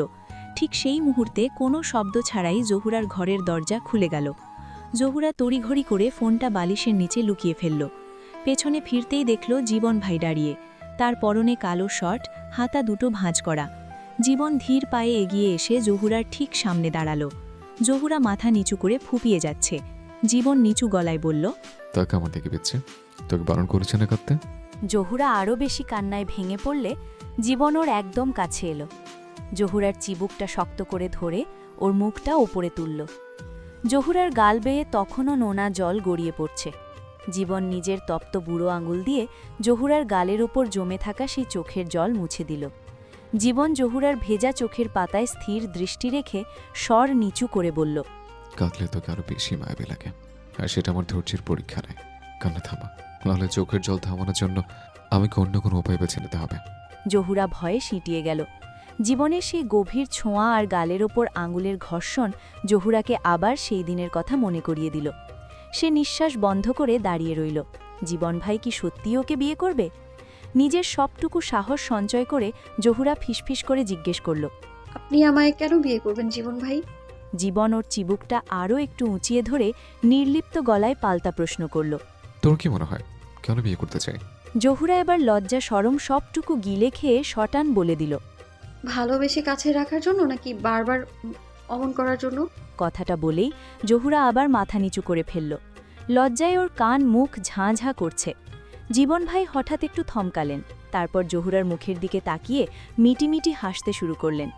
যেন জহুরার এই অপ্রস্তুত অবস্থাটা তিনি দারুণ উপভোগ করছেন। জীবন একটু ঝুঁকে জহুরার কানের কাছে মুখ নিয়ে ইয়ার্কি করে বললেন, কোনোভাবে আদর করার কথা বলছিস? ঠিক পরিষ্কার হলো না তো? জহুরা কোনো জবাব দিল না। সে পাথরের মতো দাঁড়িয়ে রইল। জীবন যখন দেখল জহুরা আর কথা বলছে না, তখন সে ওর গাল থেকে হাত সরিয়ে নিল। জহুরা হুট করে বলে উঠল, আমি বিয়ে করতে চাই না জীবন ভাই, অন্তত এখন না। জীবনের মুখের সেই মিটিমিটি হাসিটা মুহূর্তেই মিলিয়ে গেল। চোখের দৃষ্টি আবার সেই ভয়ঙ্কর শীতলতায় ফিরে এলো। সে ঘর থেকে বেরিয়ে যাওয়ার জন্য পা বাড়ালো, কিন্তু দরজার কাছে গিয়ে থেমে গেল। পেছন ফিরেই অত্যন্ত বেপরোয়া ভঙ্গিতে বলল, তোর মত জানতে আসেনি পেয়েছে। বিয়েটা তো আমাকেই করতে হবে, আর তোকেই করব। এটা স্রেফ সময়ের অপেক্ষা। জহুরা কিছু বলতে চাইল, কিন্তু জীবন তাকে থামিয়ে দিয়ে আরও এক ধাপ এগিয়ে এসে নিচু অথচ কঠিন স্বরে বলল, তাছাড়া আমি ছাড়া তোকে আর কে বিয়ে করবে শুনি? পরপুরুষের মধ্যে যে তোকে আমি প্রথম ছুঁয়েছি সেটা কি ভুলে গেলে? পিচ্ছে একটা মেয়ে, অথচ কথা কত। জীবন ভাই গটগট করে ঘর থেকে বেরিয়ে গেলেন। জহুরা ধপ করে বিছানায় বসে পড়ল। জীবনের শেষ কথাগুলো তার কানে বিষের মতো বাজছে। জীবনের ছোঁয়ার সেই দাগ যেন জহুরার শরীরে স্থায়ী এক অধিকারের সিলমোহর বসিয়ে দিয়েছে। সে চাইলেও এখন আর অন্য কারো হতে পারবে না। এই ধ্রুব সত্যটা তাকে কুড়ে কুড়ে খেতে লাগল। অর্পণের ঘরের জানালা দিয়ে হিমেল হাওয়া ঢুকছে। গিটারের প্রতিটি তারে তার আঙুলগুলো যখন স্পর্শ করছে, তখন সেখান থেকে সুর নয়, যেন দীর্ঘশ্বাস বেরিয়ে আসছে। গায়ক হিসেবে সে হাজারো মানুষের মন জয় করেছে, কিন্তু আজ নিজের মনের মানুষটিকেই হারানোর শঙ্কায় সে কুঁকড়ে যাচ্ছে। জহুরেকে সে 2.5 বছর ধরে শুধু মন দিয়েই ভালোবাসেনি, তাকে নিজের পবিত্র প্রার্থনা বানিয়ে নিয়েছিল। কিন্তু জীবনের এই দানবীয় অধিকারবোধ আর অসভ্য দাবির সামনে অর্পণের শান্ত ভালোবাসা আজ বড় অসহায়। ছেলেরা নাকি কাঁদে না, এই মিথ্যে প্রবাদটি আজ অর্পণের চোখের জলে ধুয়ে যাচ্ছে। জীবনের জেদ পাহাড়ের মতো অটল, আর অর্পণ জানে জীবন যখন জহুরাকে নিজের আমানত বলে দাবি করেছে, তখন সে যে কোনো জঘন্য পথ বেছে নিতে পারে। অর্পণের ভয় জহুরাকে নিয়ে। সে কি পারবে জীবনের এই বিষাক্ত যতন সহ্য করতে? গল্পের এই মোড়ে একটি ছোট জীবনমুখী উপদেশ। বাস্তব জীবনেও ভালোবাসা আর অধিকারবোধের মধ্যে একটি সূক্ষ্ম রেখা থাকে। ভালোবাসা মানুষকে মুক্তি দেয়, তাকে বিকশিত হতে সাহায্য করে। কিন্তু যখন সেই ভালোবাসা নিয়ন্ত্রণ বা জেদে রূপ নেয়, তখন তার ভালোবাসা থাকে না, বরং তা হয়ে ওঠে একটি বিষাক্ত আসক্তি, টক্সিক অবসেশন। গল্পের জীবন চরিত্রটি ভালোবাসার নামে যা করছে, তা আসলে নিজের ইগো আর জেদ পূরণ করা। মনে রাখবেন, জোর করে কাউকে পাওয়া গেলেও তার মন পাওয়া যায় না। সুস্থ সম্পর্কের ভিত্তি হল পারস্পরিক শ্রদ্ধা এবং নিরাপত্তা। কারো ব্যক্তিগত সীমানা লঙ্ঘন করে তাকে আগলে রাখা যতন নয়, বরং তা এক ধরনের মানসিক নির্যাতন। জীবনের এই চরম জেদ শেষ পর্যন্ত হয়তো কাউকেই সুখ দেবে না, বরং প্রিয় মানুষটির জীবনকে ধ্বংসের মুখে ঠেলে দেবে। আবার সেটা খুব সুন্দর ভালোবাসায়ও রূপ নিতে পারে। একটা ছেলের যতনই পারে জীবন পরিবর্তন করতে। জহুরার বয়সের তুলনায় জীবন হয়তো জহুরাকে নিজের ভালোবাসায় বশ করতে পারবে। অর্পণ চোখের কোণে জমে থাকা জল মুছে গিটারের তারে শেষবার আঘাত করল এবং গাইতে শুরু করল। দূর আকাশে চাঁদের পাশে ঝলমল করে তারা, আমার কেহ নাই রে বন্ধু, তুমি কেবল সারা। অর্পণের কণ্ঠটা আজ হাহাকারে ছিঁড়ে যাচ্ছে। প্রতিটি শব্দের সাথে তার মনে পড়ছে জহুরার সেই সরল হাসিটা, যা সে 2.5 বছর ধরে শুধু ভিডিও কলের স্ক্রিনে দেখে এসেছে। সে ভেবেছিল ফিরে এসে জহুরাকে নিজের মনের সবটুকু দিয়ে আগলে রাখবে, কিন্তু জীবন, সে তো সব তছনছ করে দিল। গানের কলিগুলো যখন মাঝরাতের নিস্তব্ধতা চিরে বাতাসে ভাসছে, আমি তোমায় ভালোবাসি ওরে আমার পাগল মন, তুমি বিনে এই ভুবনে নাই রে আমার আপনজন। অর্পণ আকাশের দিকে তাকিয়ে আছে। শীতের কারণে ঠোঁট নীল হয়ে এসেছে। অর্পণের চারপাশটা যেন আজ জমাটবদ্ধ কুয়াশার মতো ভারী হয়ে আছে। শীতের তীব্রতায় তার ঠোঁট দুটো নীল বর্ণ ধারণ করেছে, কিন্তু বুকের ভেতরকার সেই দহন তাকে স্থির থাকতে দিচ্ছে না। আকাশের ওই দূর নক্ষত্রগুলোর দিকে তাকিয়ে সে কেবলই জহুরার অবয়ব খুঁজে পাওয়ার চেষ্টা করছে। গানের কলি বলল, জীবন আমার তোমার হাতে দিয়াছি সপিয়া, তারে তুমি যতন করিও আপন জানিয়া। যতন শব্দটা উচ্চারণ করতেই অর্পণের কণ্ঠটা বুঝে এলো। জীবন্ত জহুরাকে যতন করার কথাই বলছে, কিন্তু সেই যতন মানে তো অধিকারের শিকল, শাসন আর ভয়ঙ্কর কোনো জেদ।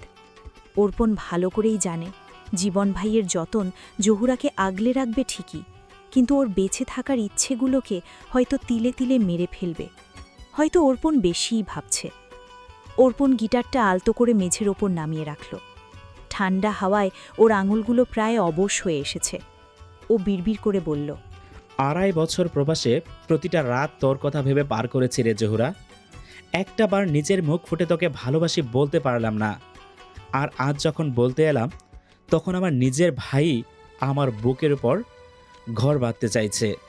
অর্পণের এই হাহাকার মাখা গান জানালার ওপাশে দাঁড়িয়ে থাকা জহুরার কানে পৌঁছালেও তার কিছু করার ছিল না। সে যে এখন জীবনের এক ভয়ঙ্কর জালে বন্দী। জীবনের সেই গম্ভীর কণ্ঠের শাসন আর জেন্ত কবর দেওয়ার হুমকি জহুরার কানে এখনও হাতুড়ির মতো বাজছে। জীবন ভাই আবার নিঃশব্দে জহুরার ঘরে এসে দাঁড়ালেন। ঘরের টিমটিমে নীল আলোয় জহুরাকে একদম নিষ্পাপ এক শিশুর মতো দেখাচ্ছে। জহুরা ঘুমিয়ে থাকলেও তার চোখের পাতায় শুকিয়ে যাওয়া জলের দাগ জীবন ভাইয়ের চোখ এড়ানো না। এই মেয়েটা আজও ঠিকঠাক ঘুমানো শিখল না। গায়ের ওড়নাটা একদিকে পড়ে আছে, ফ্রকটাও কিছুটা এলোমেলো। জীবন ভাইয়ের তীক্ষ্ণ দৃষ্টি এক মুহূর্তের জন্য জহুরার অনাবৃত কাঁধ আর গলার ভাঁজে স্থির হতেই তিনি দ্রুত ঢোক গিলে চোখ সরিয়ে নিলেন। নিজের ভেতরের পুরুষালী আদিম সত্তাটাকে এক ঝটকায় শাসন করে তিনি বিছানার পাশে ঝুঁকে বসলেন। আলতো করে জহুরার ওড়নাটা টেনে ঠিক করে দিয়ে গায়ের ওপর ভারী কম্বলটা টেনে দিলেন। শীতে মেয়েটা সত্যিই কুকড়ে ছিল। এখন কম্বলে রোমে কিছুটা শান্ত মনে হচ্ছে তাকে। জীবন ভাই পরম মমতায় জহুরার মুখের দিকে তাকিয়ে রইলেন। এই মুখটা কেবল তারই। এই অধিকার বোধ তার শরীরের প্রতিটি রক্তকণায় মিশে আছে। তিনি খুব সাবধানে নিজের আঙুলগুলো জহুরার কপালে আর এলোমেলো চুলে ডুবিয়ে দিলেন। তারপর ধীর গতিতে আঙুলের ডগা নামিয়ে আনলেন জহুরার টিকলো নাকের ওপর। এরপর সেই আঙুল গিয়ে থামল জহুরার কাঁপতে থাকা লালচে ঠোঁটের ওপর। জীবন ভাইয়ের ছোঁয়ায় এক ধরনের নেশা আছে, যা জহুরাকে ঘুমন্ত অবস্থাতেও অস্থির করে তুলল। হঠাৎ জহুরা এক অদ্ভুত ভয়ে শিউরে উঠল। ঘুমের ঘোরেই সে অনুভব করল তার শরীরের ওপর কোনো ভারী ছায়া ঝুলে আছে। মুহূর্তেই চোখ মেলে সে দেখল এক অন্ধকার অবয়ব তার খুব কাছে। অন্ধকারে জীবন ভাইকে চিনতে না পেরে জহুরা আতঙ্কে ফেটে পড়তে চাইল।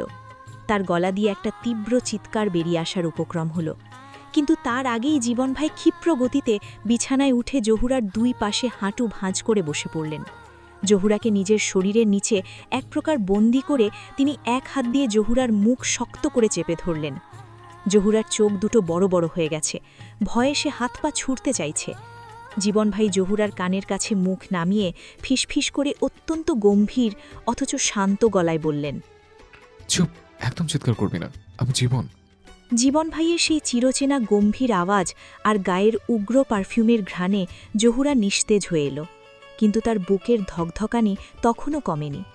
জীবন ভাই জহুরার মুখের ওপর হাত রেখেই ওর চোখের দিকে তাকিয়ে রইলেন। সেই চাহনিতে আজ রাগ নয়, বরং এক আদিম আর বিধ্বংসী ভালোবাসা খেলা করছে। জীবন ভাই নেশালো সুরে বললেন, এত ভয় পাস কেন আমাকে? আমি কি তোকে মেরে ফেলবো? নাকি টেবিলে যা বলেছি তার শুনে হার্ট ফেল করার দশা হচ্ছে তোর? জহুরা নড়াচড়া বন্ধ করে দিল, কিন্তু তার চোখের কোণ দিয়ে গড়িয়ে পড়া জল জীবন ভাইয়ের হাতের তালু ভিজিয়ে দিল। সকাল 5টা, ভোরের আলো এখনও পরিষ্কার হয়ে ফোটেনি, কিন্তু খানবাড়ির ড্রয়িং রুম এখন তপ্ত আগ্নেয়গিরির মুখ। রহমান খান সোফায় পাথরের মতো বসে আছেন, তার চোখের নিচে কালশিটে পড়া। সারা রাত এক ফোঁটা ঘুমাননি তিনি। বাড়ির বাকিরাও সেখানে উপস্থিত, সবার মুখ থমথমে। এই অবেলায় এমন জরুরি সভা ডাকার কারণ একটাই, জীবনের জেদ। জীবন ড্রয়িং রুমের মাঝখানে দাঁড়িয়ে আছে। সারা রাত না ঘুমানোর কারণে তার চোখ দুটো জবা ফুলের মতো লাল হয়ে আছে। সে সোজা বাবার চোখের দিকে তাকিয়ে জিজ্ঞেস করল, কাল যা বলেছে তা কি কানে গেছে আপনাদের? জহুরার সাথে আমার বিয়ের বিষয়ে আপনারা কি ভাবলেন তা জানতে চাই। রহমান সাহেব দাঁতে দাঁত চেপে বললেন, ভাবাভাবির কিছু নেই জীবন। আমাদের বংশের নিয়ম তুই জানিস। আমাদের এখানে আপন আত্মীয়ের মধ্যে বিয়ের কোনো চল নেই। জহুরা তোর চাচাতো বোন, এই বাড়ির ছোট মেয়ে, তার সাথে তোর বিয়ে হওয়া অসম্ভব। সমাজ এসব মেনে নেবে না। বাবার মুখে নিয়ম আর সমাজের কথা শুনে জীবনের ধৈর্য এক নিমেষেই বাঁধ ভাঙল। সে সজোরে পাশে থাকা টি টেবিলে লাথি মারল। গ্লাসগুলো ঝনঝন করে ভেঙে চারপাশে ছড়িয়ে পড়ল। জীবন চিৎকার করে উঠল, রাখুন আপনাদের সব বংশের নিয়ম, বালছিলাম সমাজের নিয়মের। জহুরা আমার, ব্যাস। কার ক্ষমতা আছে আমাকে আটকানোর? জীবনের মুখে এমন কটু আর অসামাজিক ভাষা শুনে বাড়ির বড়রা স্তব্ধ হয়ে গেলেন। রহমান সাহেবের মুখ অপমানে কুঁচকে গেল। ঠিক তখনই পাশের ঘর থেকে জহুরাকে আসতে দেখে জীবন ক্ষিপ্র গতিতে এগিয়ে গেল। জহুরা কিছু বুঝে ওঠার আগেই জীবন তার হাত ধরে হ্যাঁচকা টানে নিজের বুকের সাথে লেপটে নিল। জহুরা ভয়ে সিটিয়ে গেল। জীবনের গায়ের সেই উগ্র ঘ্রাণ আর শরীরের তপ্ত আঁচ তাকে কাঁপিয়ে দিচ্ছে। জীবন জহুরার চিবুক শক্ত করে চেপে সবার দিকে উঁচিয়ে ধরল। জহুরার চোখের জল তখন গাল বেয়ে টপ টপ করে পড়ছে। সে আজ এতটাই ভীত যে বাবার সামনে হওয়ার পরেও একটা টুঁ শব্দ করার সাহস পাচ্ছে না। চাচা যেখানে অসম্মতি দিচ্ছেন সেখানে সে যেন এক অসহায় পণ্য। জীবন দাঁত কিরমির করে বলল, দেখুন ভালো করে, ও কার? ও আমার। নিয়ম দিয়ে আমাকে যারা আটকাতে আসবে তাদের আমি ছাড়ব না। বিয়ের শানে এই বাড়িতেই বাঁচবে, আর সেটা হবে আমার আর জহুরার। মনে হয় জহুরার শরীরে লেখা যে জহুরা জীবন ভাইয়ের কথায় এমনই মনে হলো। অর্পণ এক কোণায় দাঁড়িয়ে এই তাণ্ডব দেখছিল। তার চোখ দুটো রক্তবর্ণ, হাতের আঙুলগুলো মুষ্টিবদ্ধ। তার মনে হচ্ছিল এক্ষুনি গিয়ে জীবনের হাত থেকে জহুরাকে ছিনিয়ে আনবে। কিন্তু সে আজ বড্ড অসহায়। জীবনের এই পাগলামি আর ভয়ঙ্কর রূপ তাকে কুঁকড়ে দিচ্ছে। অর্পণ শুধু অপলক দৃষ্টিতে জহুরার ওই চোখের জলের দিকে তাকিয়ে রইল, যার কোনো প্রতিকার তার জানা নেই। জহুরা ডুকরে কেঁদে উঠল জীবনের বাহুবন্ধনে, কিন্তু জীবনের হাত থেকে মুক্তি পাওয়ার কোনো শক্তি তার নেই। সালমা বেগম তখনও দরজার একপাশে ছোট মুখ করে মাথা নিচু করে দাঁড়িয়ে আছেন। স্বামী হারানোর পর এই বাড়িতে তার অস্তিত্বটাই যেন মিয়ে গেছে। জীবনের এই উন্মাদনা দেখে তিনি শুধু ভয়ে কাঁপছেন। বেলা, যিনি এতক্ষণ পুরো বিষয়টায় অবাক হয়ে নীরব ছিলেন, এবার আর পারলেন না। তিনি এগিয়ে এসে জীবনের কাঁধে হাত রাখলেন।